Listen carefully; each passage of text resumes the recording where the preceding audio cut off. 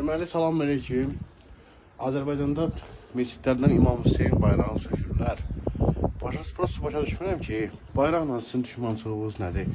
Məsələn, o bayrağı asmaqla Azərbaycanın dövlət bayrağına nəsə bir toxunur, yoxsa təhqir edir, yoxsa nəsə bir hərəkət olunur, yox. Demək, burada nədir məsələ? Aydın olur ki, bu nətər deyim, Yahudilərin İslama qarşı, Əhl-i Beytə qarşı, Şiələrə qarşı olan bir nətər deyim, düşmançılığıdır. Sizin bu bayraqla nə işiniz var? Siz bayrağı niyə sökürsünüz? Nədir sizin düşmançılığınız? İstər dövlət məmurları olsun, istər Azərbaycan milləti olsun. Bizim nətər deyim, nəslimiz, kökümüz, əbəcdadımız hamısı şiədir. Hamımız. Şimdi sonradan kimsə tapırsın, Yahudi olub, yoxsa başqa bir nətər deyim, dinin içində başqa məzhəblərə ayrılıb. Amma bizim əsl əcdadımız İmam Hüseynləndir. Yəni bizim xamırımız bu ilə yoğrulub. Siz əgər gəlməsiniz, siz çıxın gedin. Yəni sənin bundan bu düşmançılığın var, sən çıx get.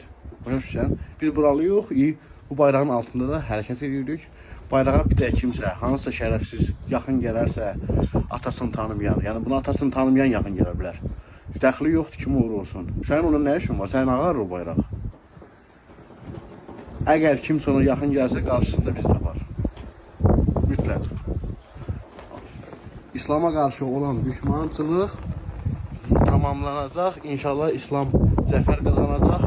İstəyir dünya birləşə. Nəinki hansı ölkə ilə hansı ölkə padruqalıq eləyər. Dünya birləşə İslama qarşı bir qələt eləyənməyəcəklər. Bunu bilin.